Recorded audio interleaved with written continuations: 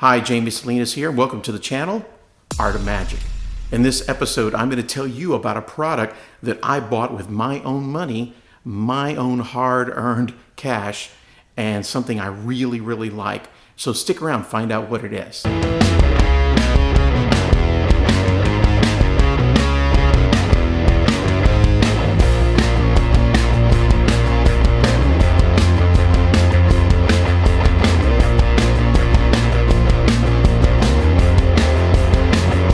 Welcome to the episode. My name is Jamie Salinas, and on this episode, I'm going to tell you about a product that I bought with my own money, something that I would wholeheartedly recommend to you. Now, this is a very good product. I don't get any money off of this. I don't. There's no affiliate links. This is not a product that was given to me for a review for Magic, Unity, and Might magazine, which I already write product reviews for the magazine. So this is totally something different. This is something that if you and I were hanging out, I would show you, and I would highly recommend something you buy. Now, this kind of goes against one of the things I talked about in the episode number 1, which was my pet peeves. I am going to be mentioning some product names.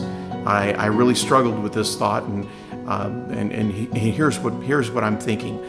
You, as the viewer, are only watching this because you are interested in magic, in studying and learning about the art of magic, different topics. So I figured this might be okay to share the product name with you. There are other channels that mention product names, and so I think in this case we're going to make an exception. So with no further ado, one of the things that we carry all the time is the cell phone. You always have a cell phone with you in your pocket, with you at all times. This is a really good app. It is an app to perform on an impromptu or even in your paid performances, those situations. This app is called Digital Force Bag. I think it's kind of a weird name, but I'm going to open it up on my phone here and show you the screen on what it looks like. There it is, Digital Force Bag. Digital Force Bag, really strange name. Okay, now what this is this is an app that allows you to force something. Think of it like a clear forcing bag, that type of principle. I'm not going to show you the actual workings of it, but I just want to tell you a little bit about it. But let's say you had in my case, we're going to force a celebrity. The celebrity is Prince, one of my favorite musicians. So I'm going to ask a spectator, to name a number between 1 and 100. And then once they give me their number, let's say in this case the number was 55, on my phone I show that I have some apps. And if you see right there, got it? Right there, there's an app called Notes. You guys see that? Okay, I'm going to click on Notes, and what's going to happen is it's going to pull up a list of a bunch of different notes.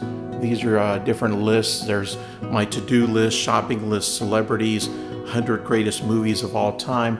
But at the very, very top, there is the one called Celebrities. I will click on that, and if you'll notice, there's a bunch of different celebrities. I scroll up and down, and you can take a look. There's different numbers by each celebrity. That is Prince. So basically, I can force anything. So there's any list you can create. You can customize this to whatever you want. Playing cards. I know we have tons of card tricks, but you have somebody name a number between 1 and 52. The predicted card is in their wallet. Whatever kind of reveal you want to do. The nice thing about this app is you can customize it to create whatever list you want. A couple of lists that I personally created was the 100 greatest movies of all time, must-read books, and so anyway, and it comes built in on the Android. There are 3 built-in lists. You can also get this on iOS, on your Apple products. So basically, spectator names number. On that list is the item that you force. What I like to do in my kids shows and my family shows, I will have a grocery bag. Actually, it's a lunch bag sitting on the table, and I'll explain that this has a item from my shopping list. I explain to the adults about my shopping list, ask who does the shopping in the group, pick somebody out, have them name a number between 1 and 100. whatever number they name. They open up my shopping list. They scroll through that list. And in my case, they're going to find whatever number they named spaghetti. And inside the paper bag that's been in entire view the entire time is a box of spaghetti. Now, what I also use this is as a lead-in into my good friend Chad Long's trick called al dente, and that basically is where he takes a box of spaghetti, dried spaghetti. Spectator picks one, he breaks it up, crunches it, eats, chews it up, swallows it, and then he proceeds to show his mouth empty, reaches in and pulls out a long, solid piece of spaghetti. So it comes out like this, shows the spaghetti, and he actually puts it right back in the box. It's very visual, very strong, pretty amazing. So I've kind of combined the two, and that works for me on my family kids shows. Another idea is if you're out and about and someone says, hey, you're a magician, show me some magic. Well, here's something simple you can do. You can borrow their phone.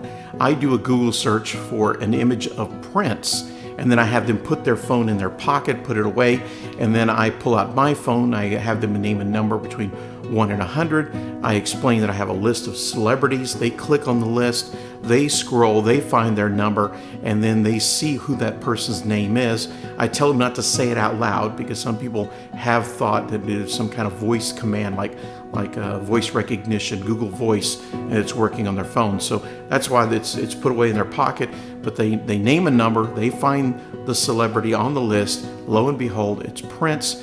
They reach in their pocket, they pull their phone out, it's a photograph, a picture of Prince. So there's a lot of different ways you can reveal it. Highly, highly recommend it. The app is available on the Google Play Store. You can also get it on the Apple Store. So just check it out on your phone. Here's the name of it. Digital Force Bag. Again, I make absolutely nothing off of this. It's just one of my recommendations. It's an actual app that I really, really enjoy. And I'm not a big fan of most phone apps, but this one is just so good. You can integrate it in your shows, and you can also have it on you to perform at a moment's notice.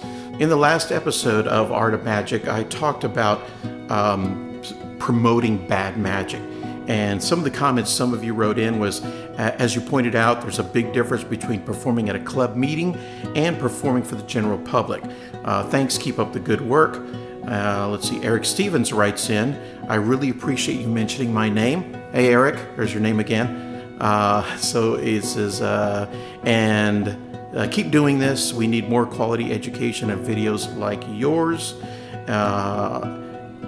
And are a solid step in that direction. So I appreciate the comment there, Eric Stevens. Scott Wells mentions perhaps rather than encouraging bad performances at club meetings, we should talk to the magician afterwards, get together with him privately and kind of discuss some ways to help them improve. And that's one of the good things about being involved in a magic club or hanging out, sessioning with your peers, is you can provide that input with them. And it probably is much better.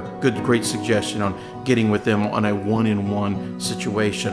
Angela Murata writes in, totally agree that it's contextual.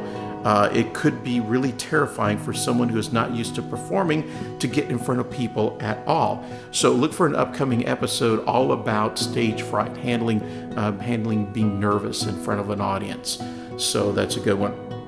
Also, I did mention that we were going to give away some magic in this episode.